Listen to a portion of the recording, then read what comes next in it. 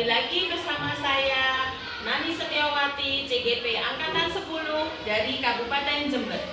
Pada kesempatan kali ini saya akan melakukan kegiatan wawancara dengan mewawancarai kepala sekolah dalam menunaikan tugas demonstrasi kontekstual modul 3.1 yang berkaitan dengan pengambilan keputusan yang mempertimbangkan nilai-nilai kebajikan sebagai seorang pemimpin. Selamat menyaksikan.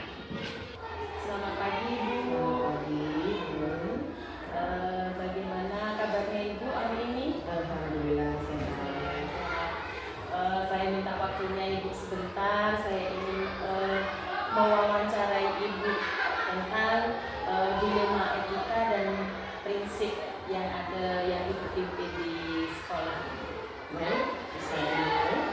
Ada beberapa pertanyaan yang ingin saya tanyakan. Yang pertama adalah selama Ibu menjadi kepala sekolah, pastinya Ibu pernah mengalami masalah ataupun kasus yang ada di sekolah ini, misalnya dengan guru, dengan murid ataupun dengan wali murid. Bagaimana? Ya, kalau masalah dengan guru saya rasa tidak ada, wali murid juga tidak ada, yang ada itu dengan siswa. Berarti ada gitu masalah dengan siswa. Kira-kira masalahnya atau kasusnya itu seperti apa ya? Ya, siswa yang sering tidak masuk sampai agak lama, kemudian sampai terlalu sering tidak masuk.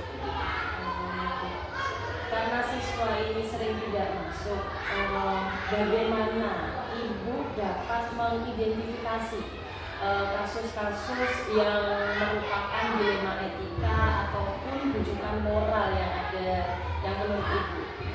Kalau menurut saya masalah seperti itu dilihat dari situasi dan kondisi siswa, karena ini masalah siswa, maka dilihatnya dari situasi dan kondisinya, dan kita harus selektif bagaimana untuk mengidentifikasinya supaya sama-sama baik ke depannya. Berarti ini masalah siswa yang sering tidak masuk ya Bu ya? Ya. Selama ini bagaimana Ibu menjalankan atau mengambil keputusan terhadap siswa itu yang ada di sekolah ini? Ya, selama ini yang saya lakukan ya bermusyawarah dan berkolaborasi dengan pihak orang tuanya supaya kita paham bagaimana dan mengapa anak itu bisa sering tidak masuk. Berarti kita pendekatan dengan orang tua. Pendekatan dengan orang tua, berkolaborasi gitu lah. Lalu ini menurut Ibu kebijakan atau kasus mana antara dua kepentingan, antara benar-benar atau sama-sama mengandung nilai kebajikan ya, antara keadilan itu, nilai kebajikan? Ya, kita harus bisa menemukan latar belakang siswa tersebut, mengumpulkan data-datanya supaya kita tahu siapa orang tuanya, di mana tempat tinggalnya. Pokoknya hal-hal yang mengenai anak itu kita kumpulkan datanya dulu, baru nanti kita akan bermusyawarah atau berkolaborasi dengan orang tua serta lingkungan. Berarti Ibu mendatangi siswa. Iya, mendatangi. Berarti langkah-langkah atau prosedur seperti apa yang biasa Ibu lakukan selama ini? Yang pertama itu saya harus mengetahui dulu dari mana anak itu berasal, dari keluarga apa, dari keluarga yang bagaimana, supaya langkah awal ini bisa mengetahui dan memahami bagaimana anak itu hidup dan bagaimana itu tinggal, bagaimana lingkungannya, kemudian apa sebab-sebab kelalaiannya dia sampai tidak masuk ke sekolah.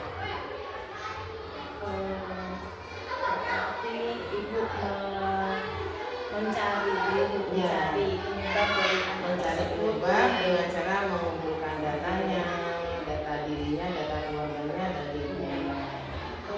Hal-hal apa saja yang selama ini ibu anggap efektif dalam mengambil keputusan dalam kasus-kasus ini yang sesuai dengan dilema etika?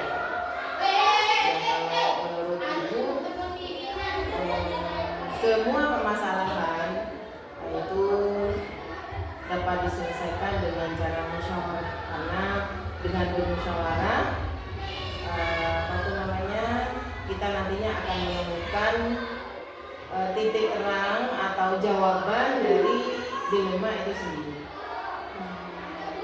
Nah, dari setelah ibu bermusyawarah itu, adakah hal-hal penting apa saja yang merupakan tantangan ibu dalam mengambil keputusan pada kasus dilema etika? Kami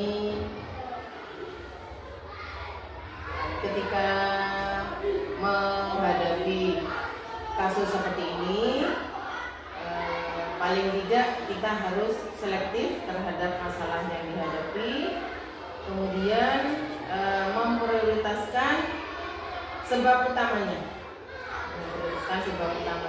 kemudian memutuskan kepentingan mana yang harus didahulukan.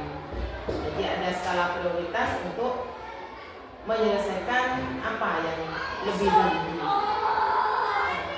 Berarti tantangannya ibu ini berarti harus lebih selektif lagi untuk mana yang didahulukan. Jadi kita pakai skala prioritas. Lalu menurut ibu memiliki sebuah takaran atau jadwal tertentu dalam sebuah penyelesaian kasus dilema etika.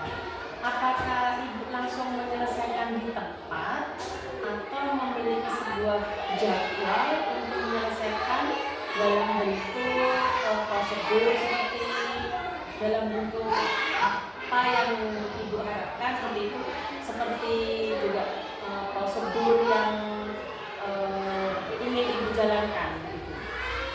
Kalau jadwal saya kira tidak tersusun seresmi mungkin, karena banyak yang harus diselesaikan di sekolah. Kami bisa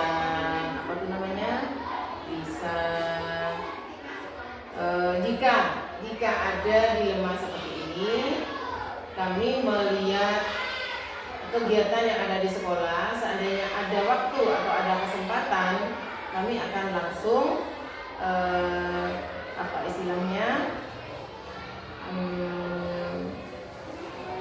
berusaha menyelesaikan bagaimanapun caranya supaya masalah itu bisa teratasi. Berarti tidak terjadwal ya Bu ya. Jadi harus menyesuaikan dengan siswa yang ada di sekolah, kegiatan yang ada di sekolah. Dan kasarannya itu apa ya, istilahnya mengambil waktu yang kira-kira di sekolah itu ada jeda atau ada lowong itu baru ibu mengunjungi siswa tersebut dengan pendekatan lalu dengan bicara dengan orang tua seperti ini. Lalu adakah seseorang atau faktor-faktor yang selama ini mempermudah atau membantu ibu dalam mengambil keputusan dalam kasus dilema etika ini? Ya ada, ya khususnya teman-teman guru kan bisa dimintai pendapat bagaimana sebaiknya supaya kasus ini cepat selesai. Terus selain itu ada komite sekolah, kemudian paling tidak ada ya wali muridnya. Jadi selain guru-guru di sekolah, ada komite, kemudian orang tua yang bersangkutan. Ya, kami mengharap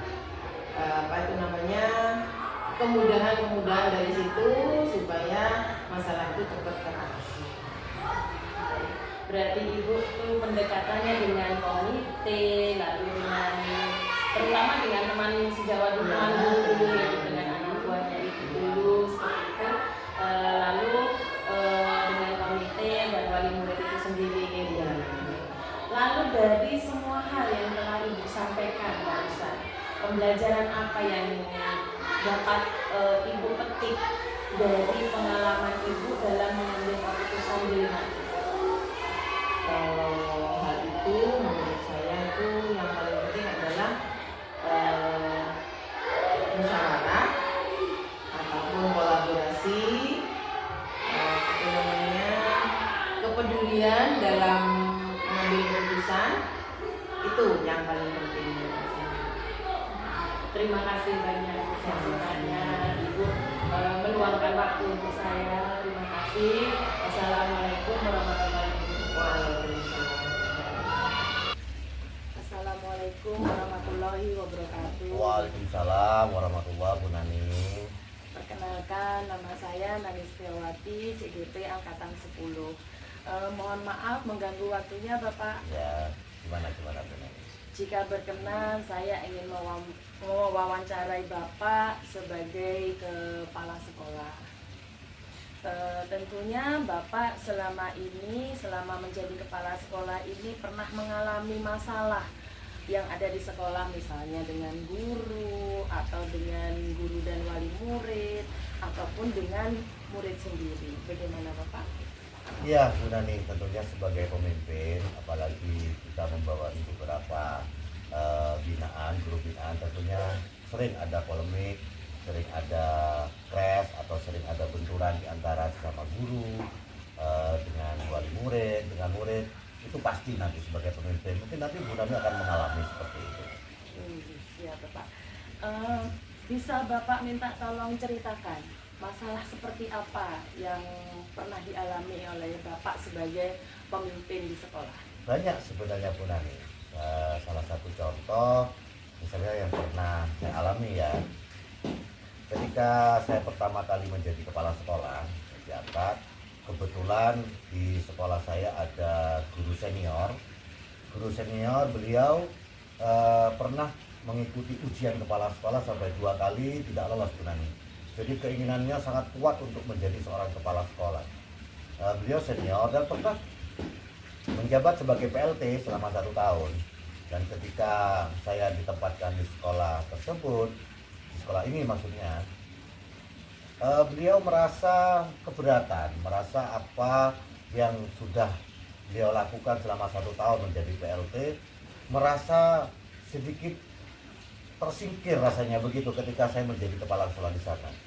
Sehingga ketika saya melakukan sebuah diskusi dengan teman-teman, kemudian mencapai suatu kesepakatan, kadang beliau inilah yang kadang merusak itunya, mau merubah kembali keputusan. Jadi seakan-akan semua keputusan harus berdasarkan dari keputusan beliau gitu loh Bu Nani. Begitu ya Bapak. Berarti seperti bertentangan dengan pendapat Bapak sebagai pemimpin, kan juga Pak? Betul. Kira-kira bagaimana menurut Bapak dapat mengidentifikasi kasus-kasus yang merupakan dilema etika ataupun bujukan moral Bapak? Ya, pada dasarnya sebagai pemimpin kita tidak bisa melihat secara sepihak Bu Nani. Jadi setidaknya kita bisa mengidentifikasi dulu masalah ini sumbernya dari mana. Setidaknya saya mewawancarai atau bertanya pada rekan sejawat yang lain, sumbernya dari mana, masalah ini akarnya dari mana, kenapa keputusan yang sudah kita putuskan bersama kok selalu tidak dilaksanakan karena ada pertentangan. Nah tentunya kami tidak langsung memutuskan kesalahannya ibu ini atau bapak ini, tidak Bu Nani. Jadi kita sebagai pemimpin harus bijak, mampu mengidentifikasi masalah yang ada, seperti itu. Baik Bapak. Lalu selama ini bagaimana Bapak menjalankan dalam mengambil keputusan di sekolah Bapak, atau terutama saat kasus-kasus di mana ada kepentingan, ada dua kepentingan yang sama-sama benar atau sama-sama mengandung nilai kebajikan, Pak. Ya, tentunya begini Bu Nani ya. Jadi sebagai orang baru, istilah saya sebagai orang baru di sekolah ini, sebagai kepala sekolah, tentunya ada banyak pertimbangan Bu Nani. Jadi saya tidak bisa langsung mengikuti aturan bahwa peraturan harus begini sesuaikan dengan juknis, tidak seperti itu. Ada sisi kemanusiaan di mana saya menghargai beliau sebagai guru senior. Beliau pernah menjadi PLT, pengalamannya begitu luas, apalagi waktu itu beliau pensiun sudah tinggal 1 tahun Bu Nani. Jadi adalah di mana saya harus melakukan suatu keadilan karena sesuai dengan keputusan bersama. Namun ada sisi lain di mana saya menghormati secara kemanusiaan. Seperti itu Bu Nani. Berarti rekan sejawat tersebut adalah lebih senior daripada Bapak. Betul sekali. Hampir 1 tahun sudah mau pensiun waktu itu. Iya Bapak. Lalu langkah-langkah atau prosedur seperti apa yang bisa Bapak lakukan selama ini? Ya, kalau menghadapi masalah seperti itu kita tidak bisa sakau Bu Nani ya. Tidak bisa langsung kita memutuskan, Ibu ini gimana, ini masalah sudah diputuskan bersama, kenapa kok dikacaukan lagi, tidak seperti itu. Jadi setidaknya pertama kita bisa minta bantuan rekan sejawat, kita menggali sumber kenapa ibu ini seperti ini sikapnya, kemudian kita cari solusi, setidaknya duduk bareng. Yang nomor satu kita orangkan Bu Nani. Jadi orang senior seperti itu kita orangkan, kemudian kita berikan penjelasan, kemudian setelah keputusan-keputusan yang harus saya ambil itu ya harus benar-benar dipikirkan lah gimana cara tidak sakit hati dan beliau biar tetap semangat seperti itu. Berarti melalui Bapak pendekatan secara langsung ya Bapak? Iya betul Bu Nani. Iya Bapak. Lalu hal-hal apa saja yang selama ini Bapak anggap efektif dalam mengambil keputusan pada kasus-kasus dilema etika di sekolah Bapak? Yang pertama pendekatan Bu Nani. Jadi selain kita bisa menunjukkan, pertama kita sebagai junior kita tetap menghargai beliau sebagai senior meskipun kita sebagai pimpinan. Tapi ada kalanya di suatu ketika kita menunjukkan bahwa pimpinan di sini sekarang adalah saya, tetapi saya menunjukkan dengan cara-cara yang baik. Berarti berkolaborasi dan pendekatan yang Bapak ambil betul. Mengorangkan ibu senior tersebut. Lalu hal-hal apa saja yang selama ini merupakan tantangan Bapak dalam mengambil keputusan pada kasus-kasus dilema etika tersebut? Kemanusiaan Bu Nani. Jadi rasa kemanusiaan itu tantangan yang paling berat menurut saya. Saya harus menerapkan aturan yang mana memang sudah diatur oleh pemerintah atau ditetapkan oleh pengawas atau atasan saya bahwa pelaksanaan di sekolah seperti ini, kemudian penggunaan dana pos harus seperti ini. Nah, akan tetapi secara kemanusiaan lagi Bu Nani itu tantangan sekali. Apalagi beliau guru senior. Oleh karena itu yang tantangan berat ini tentunya saya butuh dukungan dari teman sejawat. Ini berat sekali tantangannya Bu Nani. Jadi kita harus sisi kemanusiaan itu yang paling berat. Berarti tantangan Bapak di sini adalah karena ibu tersebut seorang senior dan sebentar lagi mau purna. Jadi tantangan sisi kemanusiaan yang kita kedepankan ya Bapak. Lalu apakah Bapak memiliki sebuah tata kala atau jadwal tertentu dalam sebuah penyelesaian kasus dilema etika? Apakah Bapak langsung menyelesaikan di tempat atau memiliki sebuah jadwal khusus untuk menyelesaikannya, atau bentuk atau prosedur seperti apa yang ingin Bapak jalankan dalam dilema etika? Ya begini Bu Nani, setiap ada masalah, setiap kita ingin mencapai suatu tujuan, pasti kita harus memiliki perencanaan Bu Nani. Tanpa perencanaan itu artinya kita sudah merencanakan kegagalan. Nah, oleh karena itu ketika saya sudah mengidentifikasi masalah dan saya memiliki perencanaan, memiliki tujuan untuk menyelesaikan masalah ini, tentunya yang saya lakukan adalah perencanaan. Jadi saya ada tatanan waktu bagaimana saya menerapkan setiap waktu itu efektif. Suatu contoh, kapan saya harus mengidentifikasi masalah. Kedua, kapan saya harus mentanya kepada teman-teman, menginvestigasi teman-teman. Kemudian kapan saya harus menemui beliau, guru senior yang memiliki masalah dengan kami ini, dengan sikap dia yang susah untuk kolaborasi. Jadi ada waktu Bu Nani, jadi ada perencanaan. Setidaknya dari perencanaan itu kita bisa mengevaluasi. Berarti Bapak rencanakan bersama dengan Dewan Guru dan yang berkepentingan. Iya, betul sekali. Lalu adakah seseorang atau faktor-faktor yang selama ini mempermudah atau membantu Bapak dalam mengambil keputusan dalam kasus-kasus dilema etika tersebut? Pasti Bu Nani, karena saya bukan Superman. Saya itu suka menjadikan segala sesuatu jadi seperti. Oleh karena itu bantuan dari teman-teman guru terutama, kemudian wali murid Bu Nani. Jadi wali murid juga sering membantu dalam menyelesaikan masalah ini, sering memberikan pengertian juga kepada sekolah, memberikan masukan akan untung ruginya sebuah keputusan di sekolah. Kemudian ada juga guru yang senior yang masih punanya agak lama, beliau juga sering memberikan pengertian kepada beliau ini yang sudah mau punah 1 tahun. Jadi semuanya itu karena memang bantuan dari teman-teman. Berarti kerjasamanya sangat Kolaborasi, baik sekali. semuanya kolaborasi. Dari semua hal yang telah Bapak sampaikan, dalam pembelajaran apa yang bisa Bapak petik dari pengalaman Bapak dalam mengambil keputusan dilema etika? Pelajaran yang bisa saya ambil itu ternyata mengambil keputusan itu tidak mudah. Karena keputusan yang kita ambil suatu ketika harus kita pertanggungjawabkan. Oleh karena itu, saya sebelum mengambil keputusan, saya benar-benar harus memikirkan segala hal, termasuk bagaimana imbas kepada guru senior tadi. Karena saya ingin beliau ini walaupun sudah purna tinggal 1 tahun, tapi tetap semangat. Itu yang saya harapkan.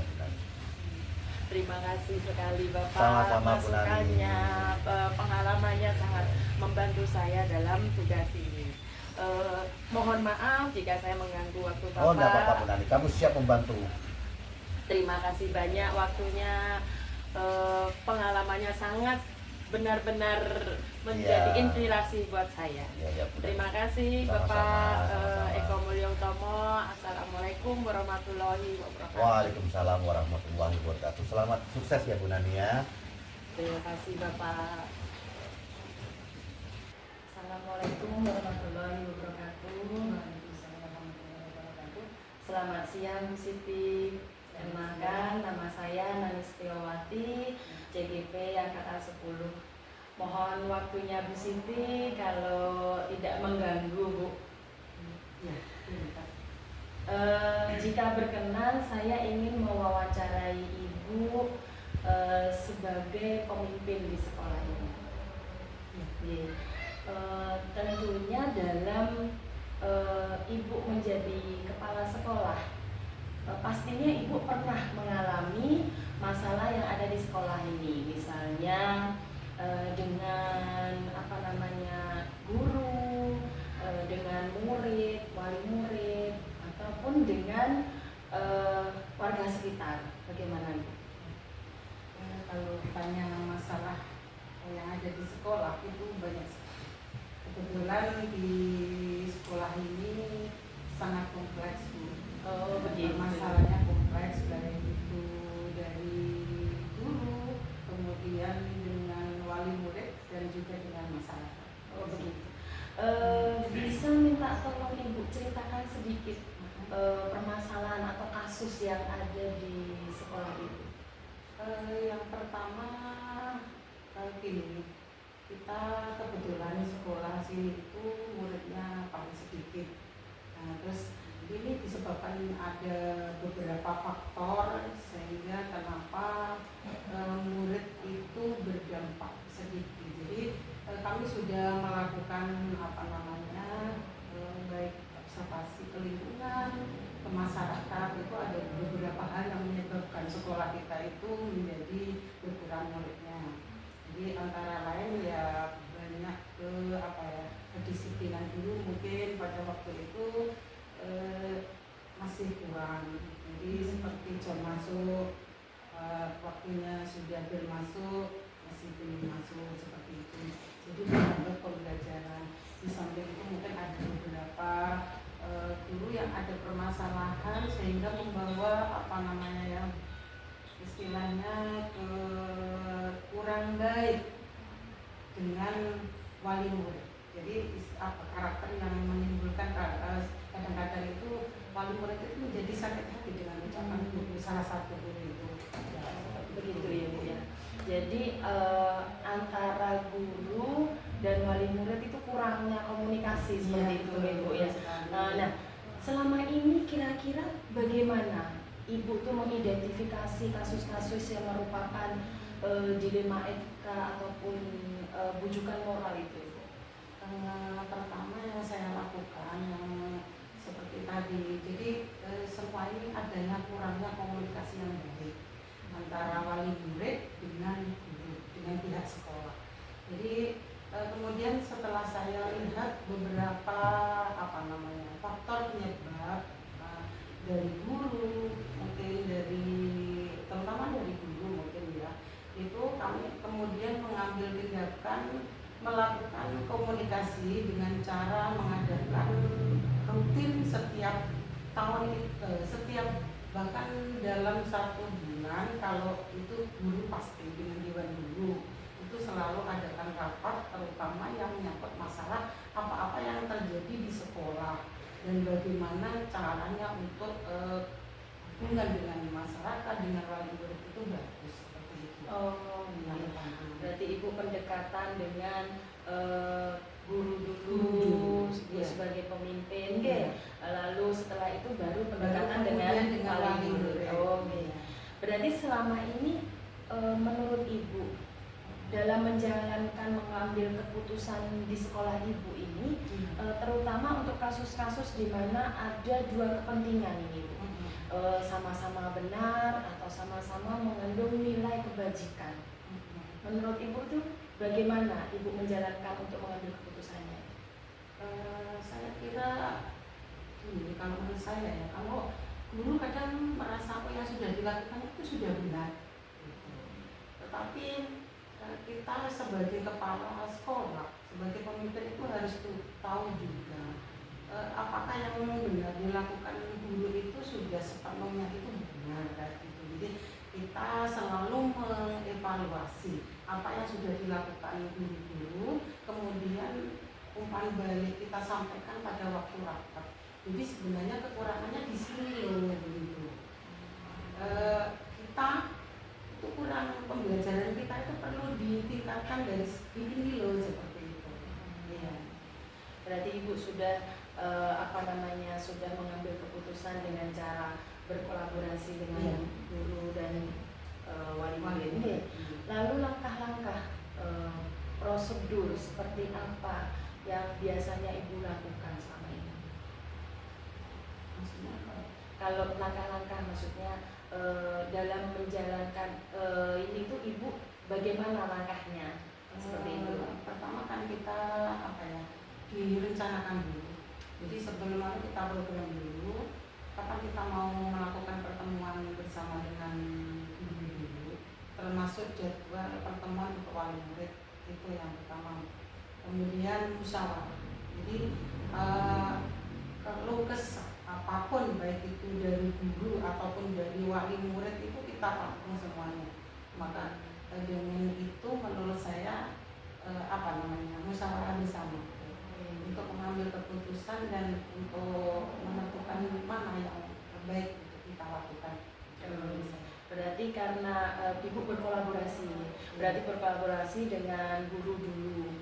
Bagaimana pembelajaran di sekolah ini bisa meningkatkan siswa yang ada di sekolah ini, lalu hal-hal yang selama ini Ibu anggap efektif dalam mengambil sebuah keputusan dalam kasus-kasus dilema etika itu bagaimana Ibu? Kalau misalkan ada salah satu guru atau yang misalkan itu melakukan hal yang kurang disiplin atau di dalam pembelajaran itu kurang, saya panggil. Jadi saya ajak komunikasi secara mandiri istilahnya gitu. Jadi saya sampaikan karena bagaimanapun juga ini imbasnya ke anak didik. Betul sekali. Ya. Lalu hal-hal apa saja yang selama ini merupakan tantangan ibu dalam mengambil keputusan di dalam kasus-kasus dilema etika ini? Iya, saya tuh kadang-kadang ini yang tidak semua guru itu mau apa ya, memiliki kemauan untuk merubah itu yang tapi tetap berusaha, tidak pernah berhenti saya untuk selalu mengingatkan dan menegur apabila guru tersebut itu tidak mau melaksanakan tugasnya sesuai dengan tupoksinya. Jadi ibu akan bicara individu dulu, lalu kita ngobrol dulu kemana, kenapa, kan seperti itu ya bu ya. Apakah ibu memiliki sebuah tatkala atau jadwal tertentu dalam sebuah penyelesaian kasus dilema etika? Apakah langsung menyelesaikan di tempat atau memiliki jadwal tertentu untuk menyelesaikannya dalam bentuk prosedur seperti apa yang ingin ibu jalankan? Kalau untuk kasus saya nggak pernah menjadwalkan, tidak pernah. Jadi apabila itu terjadi, misalkan itu sangat harus segera diselesaikan hari ini, ya harus kita lakukan dia gitu. Oh, berarti ibu menyelesaikannya langsung di tempat. Iya. Lalu adakah seseorang atau faktor-faktor yang selama ini mempermudah atau membantu ibu dalam mengambil sebuah keputusan dalam kasus dilema etika ini? Alhamdulillah ada satu guru, ada memang kita selalu musyawarah ya, ada guru yang memang sama-sama kita ingin tujuannya lebih baik. Di samping itu juga dari pihak masyarakat juga ada yang begitu. Dari ini kalau namanya TK sebelah itu termasuk anggota komite kan, tokoh masyarakat itu pun juga membantu. Oh, berarti ibu tuh melalui pendekatan di lingkungan sekitar juga ibu, dari komite, dari wali murid dan juga lingkungan sekitar untuk membantu melihat situasi atau di antara guru maupun murid yang ada di sini. Bagus sekali ibu. Dari semua hal yang telah ibu sampaikan, lalu pembelajaran apa yang ibu dapat petik dari pengalaman ibu mengambil sebuah keputusan yang barusan ibu sampaikan yang termasuk dilema etika itu?